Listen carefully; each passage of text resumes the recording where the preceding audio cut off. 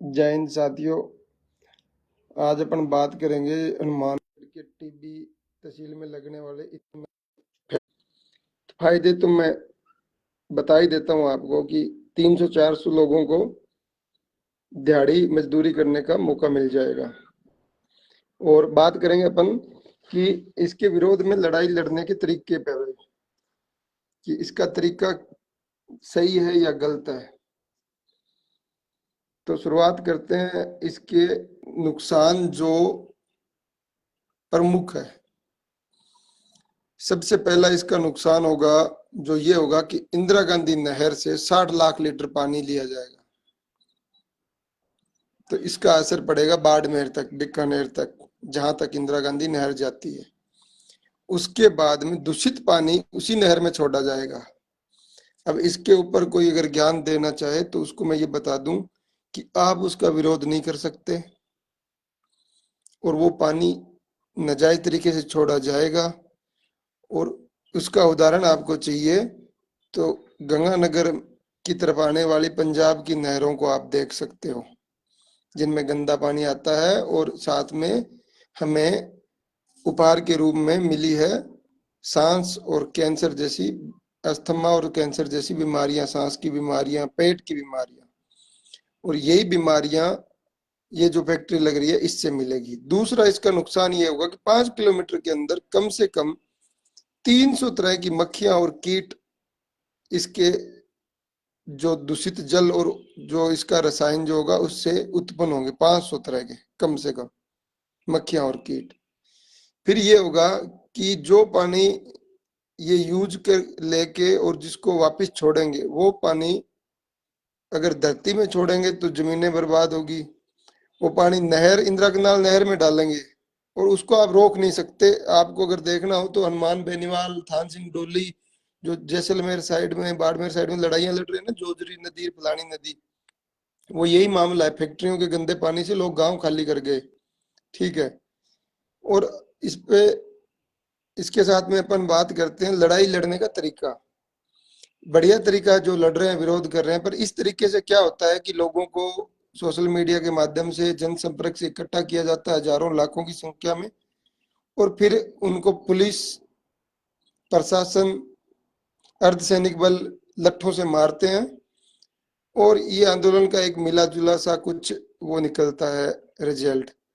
तो सबसे पहले लड़ाई के लिए उस व्यक्ति को पकड़ो जिस जो व्यक्ति ये फैक्ट्री लगा रहा है।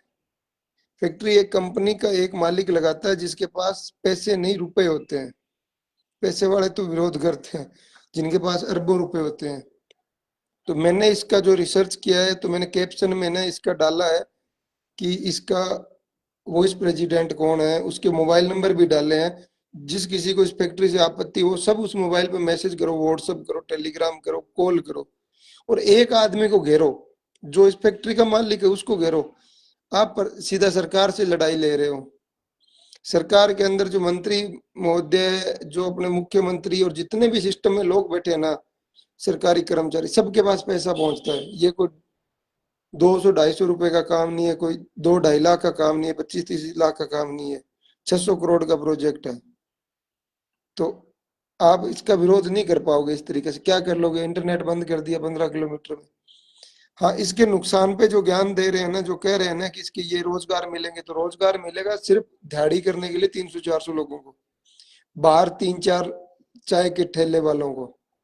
ये आंध्रा में भी हो रहा है इसका विरोध, कई जगह लगी हुई है जहां अलग अलग इसका विरोध हो रहा है।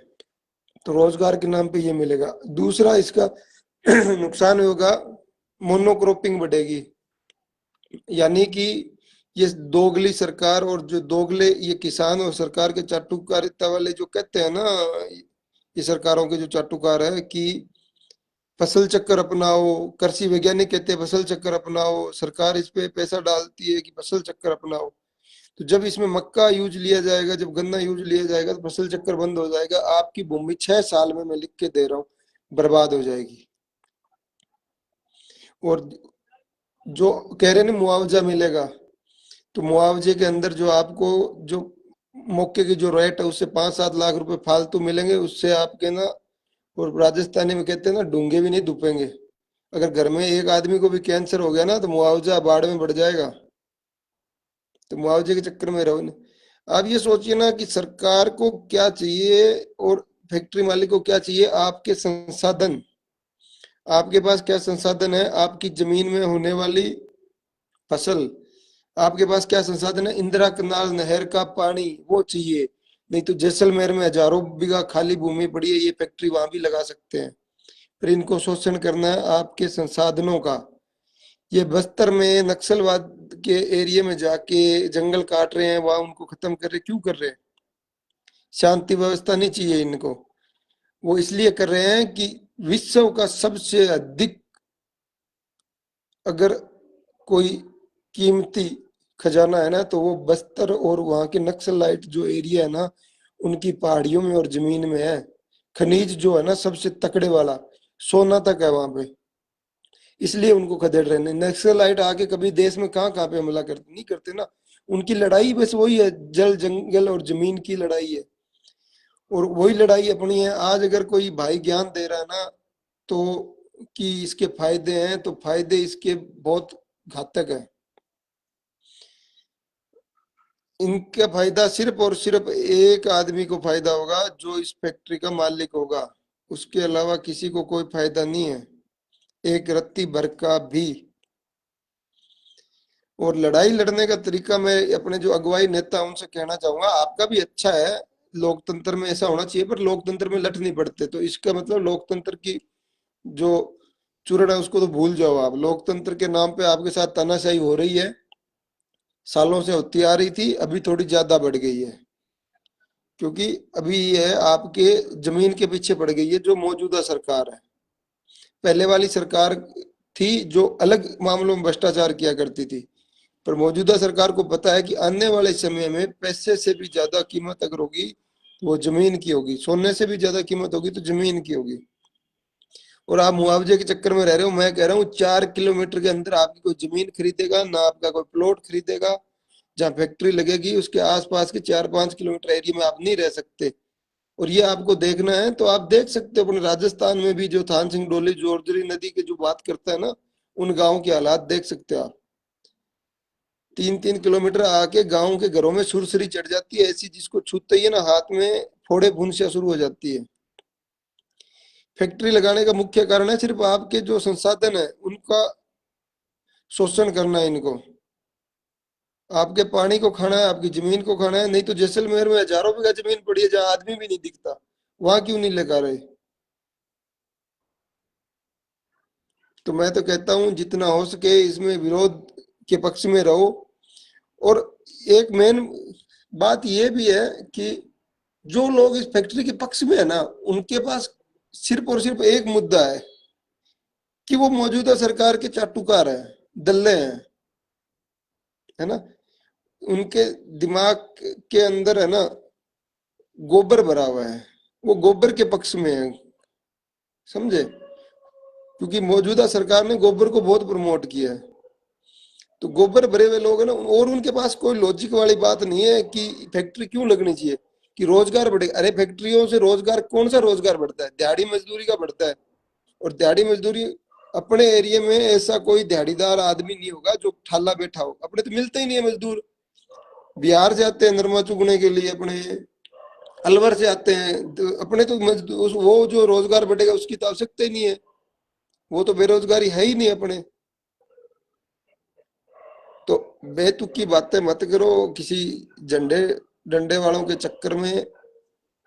और एक बात का विशेष ये ध्यान रखो कि आपके मौजूदा सरकार के कौन कौन से नेता जो है, युवा नेता है या जो भी है, जो आगे बढ़ चढ़ के भाग ले रहे हैं, वो फैक्ट्री विरोध में कितने आ रहे हैं।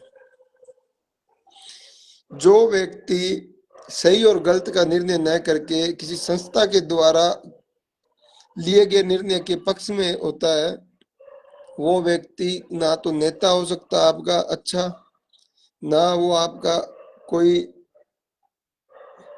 हित चाहने वाला हो सकता। क्योंकि वो किसी संस्था या पार्टी का गुलाम होता है, जो पार्टी या संस्था के द्वारा लिए गए निर्णय पर सही गलत का विरोध ना करते हुए और उसके ऊपर हाँ में हाँ मिलाता है। और जो व्यक्ति अपनी पार्टियों से विरोध में जाके भी अगर सही बात का समर्थन करता है और गलत बात का विरोध करता है, वैसे नेताओं के पीछे रहो और लड़ाई लड़ने का थोड़ा तरीका बदलो। ये चंडीगढ़ का मालिक है, इसका जो मालिक है वो चंडीगढ़ का है, तो उसको घेरो ना। एक आदमी को घेरो, तुम कितने पुलिस वालों को घेर लोगे, कितने अर्ध सरकारी बल, ये जो अपना जो लठ मारने वाले होते हैं, इनके कितनों का विरोध कर लोगे? नहीं कर पाओगे। तो अपने लड़ने का तरीका सुधारो। और जो ये बकवास कर रहे हैं ना इसके, कि इसके ये फायदे हैं वो फायदे हैं, तो ये बकवासबाजी बंद करो यार। आप किसी चीज में सहयोग नहीं कर सकते तो विरोध क्यों करो? जबकि पता है लोगों को कि ये गलत है, पर उसके बावजूद इसका विरोध करना इसलिए अनिवार्य है कि ये जो काम है इसके अंदर उनके द्वारा चुने गए लोगों का भी हाथ है। वो जिस पार्टी की चाटुकारिता करते हैं, वो ये चाहती है कि ये फैक्ट्री लगे। और फैक्ट्री लगने का एक ही रीजन है, मैं बार बार बता रहा हूँ, आपका पानी और जमीन खा जाएंगे, ठीक है, और कुछ नहीं बनेगा। और कैसे खा जाएंगे कि जो पानी जो 60 लाख लीटर कितना होता है, अंदाजा है कोई? इतना पानी इंदिरा कनाल नहर से निकालेंगे, उसको कहाँ डालेंगे? और जिस जमीन पे डालेंगे वो जमीन बर्बाद हो जाएगी मात्र और मात्र 3 महीने में। उसके बाद कुछ नहीं बचेगा। आदमी को कैंसर होने के बाद में ये निश्चित हो जाता है कि वो मरेगा और घर को भी ले डूबेगा। तो ये फैक्ट्री लगने के बाद में ये तो निश्चित हो जाएगा कि ये एरिया बर्बाद होगा। और ये अपने सब को ले डूबेगा, पूरे जिले को। जय हिंद, जय भारत।